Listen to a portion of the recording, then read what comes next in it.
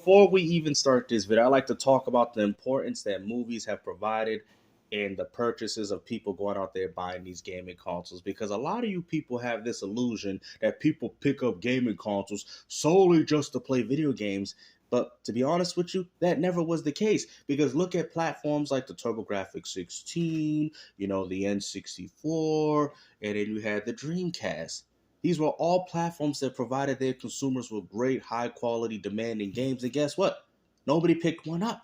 And I've noticed this when the PlayStation 1 came out, when people was taking their music CDs and listening to them on their PlayStation 1.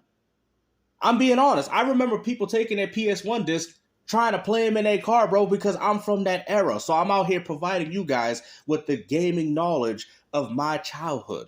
You feel me? Puertorock can't do that because he's a fake wannabe that started playing games with the PS3, or should I say the PS4. You feel me? No matter how old he is. Because at the end of the day, this youngster knows way more than him. And I'm telling you, people picked up the PlayStation 2 solely because of movies. Matter of fact, my mama picked up the PlayStation 2 and that was one of her first gaming consoles. But guess what? She didn't buy no games for it.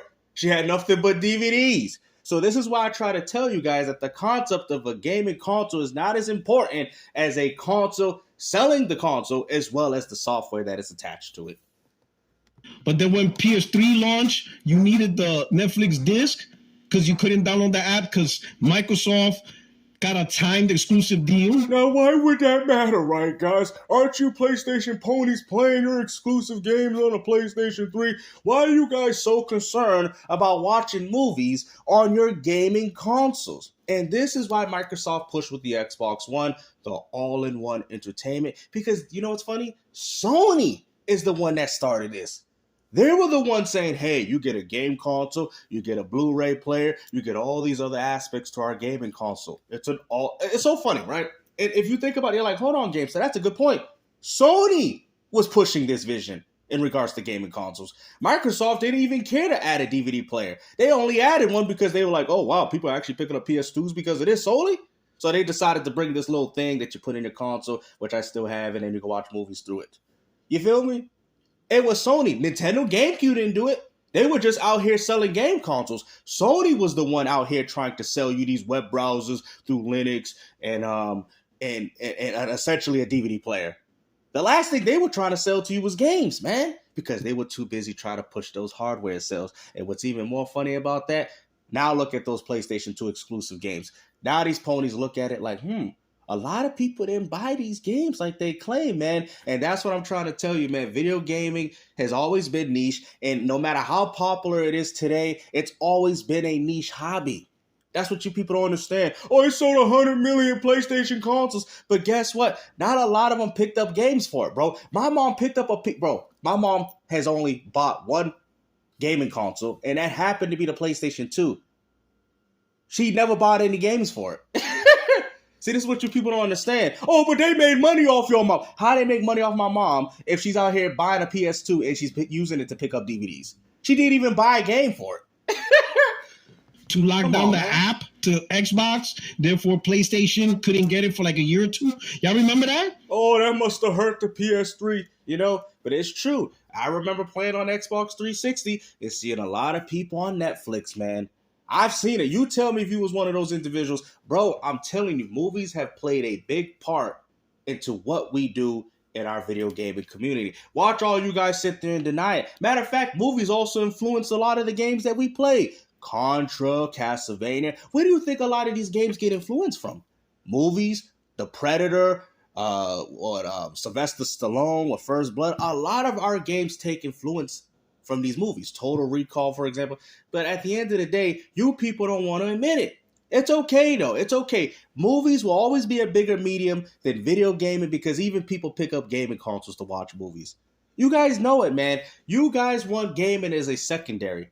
That's all it is, bro. And that's why companies have, took all their time to make it. Okay, it's a gaming console. You can watch Spotify, music. Why do we need all this?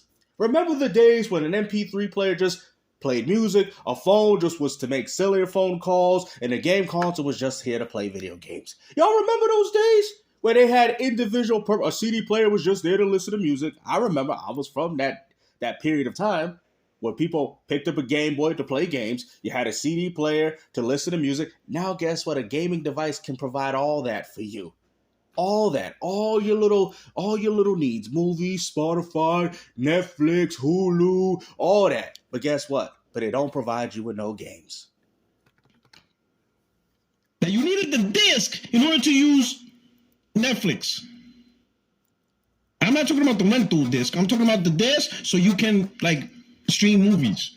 If you didn't have the disc on the PS3, even my wife told me about that. Yeah, of course your wife told you about that because your wife is probably not a gamer, and I guarantee she probably picked up a 360 solely for that.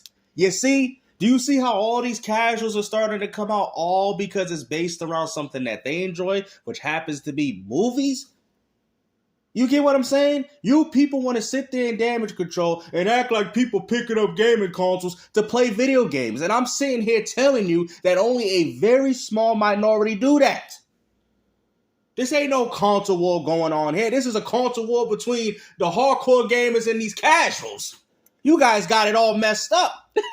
They think it's a war between PlayStation and Xbox, when in reality it's a civil war within our own community. We is the minority. These casuals that are coming here picking up these platforms for free-to-plays and Spotify and Hulu and Netflix, they're the ones hurting the gaming community. Stop saying it's Xbox. Stop saying it's Sony. Stop saying it's Nintendo. They're trying their very best to bring out quality games. Well, Concord is not that good, but still, they're trying to expand their horizon. They're trying to get into that, that little money share that everybody else is getting in. You can't even fault Sony for making a game like Concord. You can't. Because they're trying to appeal to the casual gaming demographic. So that's why I try to say, you guys want to sit there and say, oh, these consoles are still going on. But the true essence, the true passion of what makes a gaming console what it really is completely gone. I don't care if you play on Nintendo. I don't care if you play on Sony. I don't care if you play even on Xbox. That sole purpose, that whole, it's not the same like it was back in the days, Dreamcast conversations. I understand where he's coming from.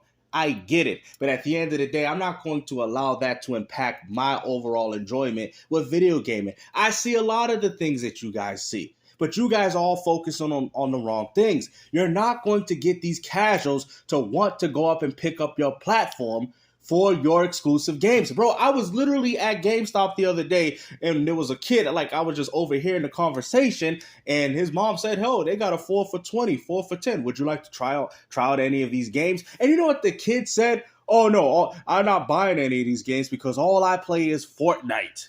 Bro, I'm going to probably go in public and just start, not record these people because I'm very respectful of people's privacy, but just have my phone out with the camera on a black screen just so you guys can hear the conversations that I hear people saying at Best Buy as well as GameStop, bro. And be like, oh, wow, see, these people don't care about your games, bro. I was at GameStop one time. This guy's like, hey, you want to pick, because he's a fanboy, you want to pick up the PS5? It got exclusive games. And the guy's like, nah, all I do is play Destiny. I could tell that it hurt that man's soul when he said that. But I'm a fanboy. Why didn't you pick up the PS5 like me? And Marvel, Spider-Man 2, and Wolverine. These casuals don't care, man. You guys are pathetic, bro. Even my wife said, babe, you don't need a disc for Netflix on the 360. Uh-huh. And let me guess what your wife did. I guarantee she went out there and picked up a 360. You see how easy that was? But there you go, Microsoft. There you go, pushing them hardware sales with the 360. But I guarantee your wife didn't buy no games. There you go. You see what you people don't understand when Xbox gamers are telling you that consoles don't mean anything. They're not saying that they don't mean anything. All they're essentially saying that Microsoft is making money through PC as well as the console. So for all you people bashing the console for not selling like the PlayStation 5, it doesn't matter because Microsoft is catering to the PC as well as their console gaming division of where they're getting that Game Pass Ultimate money. So what I'm trying to say, Microsoft would prefer to have their 30 million hardware sales as long as people are subscribed to it through Game Pass Ultimate. PlayStation, on the other hand, they want you to buy games. You think they want to see 61 million PlayStation 5 consoles sold, and yet their games are barely eclipsing 1 million? No! Sony don't want that. That's why they was on their knees, because they knew that Call of Duty subscription, because people subscribe to play games online, they knew that people be less subscribed to their service. People might actually want to go pick up an Xbox instead, considering that their service is paying for their membership online, as well as being able to play Call of Duty day and date. You see, y'all not seeing it, but it's okay. It's okay. You know, when Mrs. P Rock brings that up, we in trouble. PlayStation 3's in trouble. Exactly. And guess what? We still in trouble now. It's so funny that I'm bringing this up, and now you guys are starting to understand the whole purpose of what Microsoft tried to do with the Xbox One. It's an all-in-one entertainment. It's gaming, it's cable, it's movies, it's all these other aspects. You see, all these other things. You guys want to talk about the Xbox One, but this mindset came from Sony. You know, PlayStation 1, PS2, we want the web browser with a lot of it's Sega as well. You know, Sega tried to do other things too. It's not solely Sony, but Sony kind of popularized it. You know, oh, here's the PS3. You get a DVD player, you can plug in flash cards, you can look at images, you can look at all these. Yeah, Sony was pushing this. Sony was pushing devices and doing more things than just video gaming. That's what I'm trying to tell you. Microsoft was just focusing on games. Original Xbox was just focused on games. The 360 for the early part of the generation was focused solely on video games. Not even selling art, just focused on bringing out software. You feel me? Nintendo Wii, same exact thing. It was Sony, the one that wanted to push all these. Oh, you want to listen to music? You want to Spotify? You want movies? You want DVD, Blu-ray player? You want all these other things? Microsoft wasn't pushing these things. Y'all know this. Sega might have had some influence in this, but they never pushed it the same way Sony did. Because they wanted to push their gaming consoles by any means necessary, even if it was to the casual gamer that didn't buy video games. And that's why Sony is in the position that they are, because they have spent all their time and energy trying to cater to these casuals to eventually start playing video games. And guess what? Their audience is not there. For all you people say, oh, Nintendo, all you did was make failures. Well, guess what? Out of all those failures that they had, guess what they have now? A successful Nintendo Switch, and now they got people on board in regards to buying their video games. You see, you guys think because something doesn't work now that it's not going to work later. Well, if that was the case, Blockbuster would be around and Netflix would have gone under. So just because Microsoft is having a little bit of trouble and trying to push, I guess, what they say, Game Pass Ultimate to the mass audience of everybody, that doesn't mean it's not going to be successful in the long run. And it is, because gaming hardware is becoming obsolete. So you're not seeing the big picture. Y'all just looking at things as of currently. I'm looking past, I'm looking 10, 15, 20 years past that Puertorock. Y'all remember that, right? But shout out to Seth. Shout out to Seth. He says, remember, Netflix on 360 was behind live paywall. Shout out to Seth, because that was my counter. I have my Fanboy. Which is a subscription service. So now you're starting to understand the importance of a subscription service. There you go.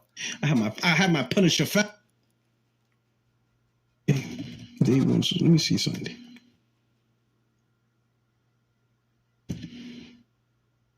Like, it's actually embarrassing, man. I'm gonna just be honest. Like I said, I'm just gonna speak over this because he's not really providing anything of any sort of intelligence. And at the end of the day, man, movies have always played a big part into video game, and I can give you examples from movies and music. Matter of fact, a lot of video games back then used to sample a lot of old school music. I mean, just look at Sonic the Hedgehog, what Sega did with a lot of Michael Jackson. Bro, come on, bro. Everything besides video games. Everything besides video games, man. Music, movies, that's what your games have been built on. They have been built on things way prior to your own existence. And this is what you people don't understand. Oh, that's not true, Contra didn't get the idea of aliens from the Alien movie. When the aliens in Contra look exactly like the xenomorphs in that movie, but we're going to sit there and try to downplay like movies had no influence into video gaming technology. That's where a lot of these people got their ideas. So when people want to sit there and talk about, oh, gaming is original, gaming is unique, gaming is something they built from the ground and, they built from the ashes. No, all that, I'm going to tell you right now, and I'm not saying this out of disrespect to all you gamers. All games did was take ideas from movies. GameStar, you're hurting me. He's movie star. He's no longer GameStar. No, I'm giving you guys the real history.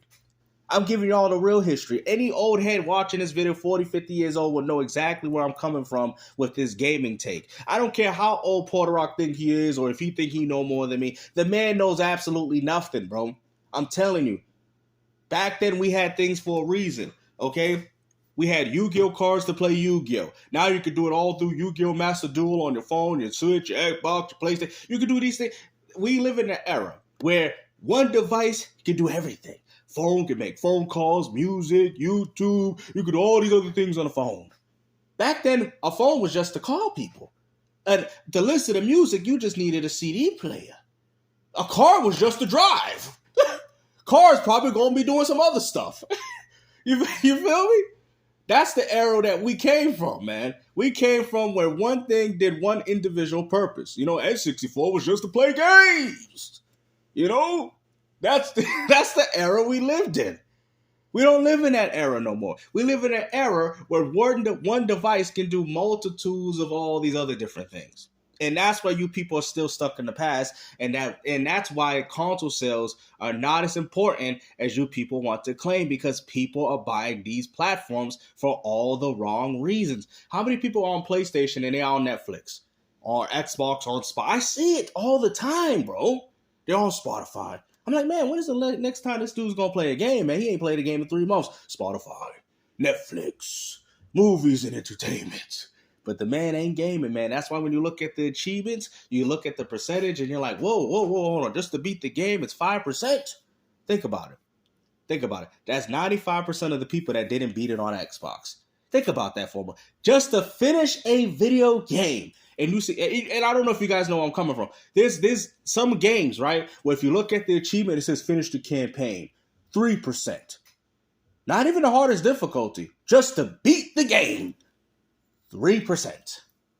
Do you understand how laughable that is? That means that there was 97 people on PlayStation and 97% of people on Xbox that did not complete that game, man. That's what it goes to show you. At the end of the day, I'm going to tell you, it's live services subscriptions, it's multiplayer, it's definitely multiplayer, and free-to-plays, bro. This is what you're dealing with, man. Gaming is like the back burner of everything. Microsoft, when what they did was smart, because what they did, they made essentially a foolproof thing by making their games through Game Pass. So even if you want to subscribe and play one game on it, it doesn't matter. They're still getting the same amount of money every month from you. On top of that, it's such a great deal that even most casuals will subscribe to it. I mean, I get what ponies are saying. They're not incentivizing y'all to play games. But you guys weren't incentivizing yourself anyways. They made it more accessible. They made it easier for that gamer that says, you know what? I'm tired of watching Spotify. I'm tired of watching Netflix. Let me try and see what's going on the Xbox catalog. See, with PlayStation, they gatekeep that concept, because most casuals are going to look at it. Stellar Blade, $70. Pass. What's this? Final Fantasy 16. Pass. $70. Pass. Helldivers 2. Pass. But if you provide it through a subscription service, especially a subscription service that people have already paying for, people are more likely to look at it. What did you say? Free? Free download? I can try it right now? Day and date? Don't mean they're going to beat it. I'll give the game a try. And there you go. See, that's what you people don't understand, man. I'm telling you, gaming is not as popular as you people think, man. There is so many posers within the gaming community, and it's not even funny, bro. It's not even funny. I went and played the 360 version of San Andreas, and only 5% of people beat it. It's a rare achievement. You know what that shows you? That everybody that played it on PS2 ain't nothing but a bunch of cheat code cheaters, game genies. Okay? Gaming has never been legit. Gaming has always been lies, misconceptions. It's always been this, man. And the more and more that I keep gaming, the more and more that I see it, bruh. You guys just don't want to admit that you guys have a problem with Microsoft, when in reality, you should have a problem with the gaming community. That's what y'all should have a problem. Y'all should all have these PlayStation, Xbox, and Nintendo, even PC, should all have this conversation together to help better the gaming community. But instead, you guys rather be divisive. Oh, well, my platform, but I don't need yours. I don't need it. You guys rather be divisive towards each other when, to be honest, it ain't even you guys that are the problem. If you guys support Game Pass Ultimate and Sony dudes buy games like they say they claim, which we already know that's not true, then you guys need to be on board with each other. But instead, you would rather fight. You know? There's Xbox dudes say, I'm not picking up a PlayStation because I don't like the way you PlayStation dudes act. I don't want to be a part of that community. So there you go. You just lost one Xbox fan that would have picked up your platform and might have actually potentially picked up games on it just because you guys wanted to be divisive. Same thing with the Xbox community. You want to be divisive towards these PlayStation dudes. Well, one less pony that's going to pick up your platform. What I'm trying to essentially say to you guys need to all work together because at the end of the day, gaming is on its last legs, baby. It's on its last legs. Gaming is always going to go on. But you guys want to worry about Microsoft and Sony going under Nintendo? Guess what? All three of these companies have gone under. For me, in my heart.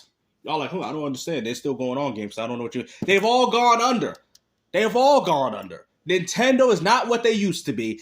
Microsoft ain't what they used to be. Sony ain't what they used to be. You guys already are fully aware of this. Okay? Because they lost me. 20, 30 years of my gaming history all down the toilet because all you people want to do is fight with each other when gaming is at its worst position that it's ever been. You really think these casuals have your best interest when in reality they don't care, bro. They're destroying your gaming community, not people on the Xbox. But y'all don't want to listen to me. It's cool though. It's cool because at the end of the day, I'm fully aware. I understand how things are designed and you people are going to continue to do what you want to do. And I'm going to continue to talk the way I want to.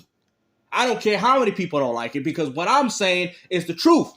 All you people want to sit here and live these false realities thinking that these companies care about you when all they trying to do is appeal to these casuals. They don't care about you. Why is Sony doing live service games? Don't they know any better? Because they trying to cater to the casual, you big dummy. That's where the money's at.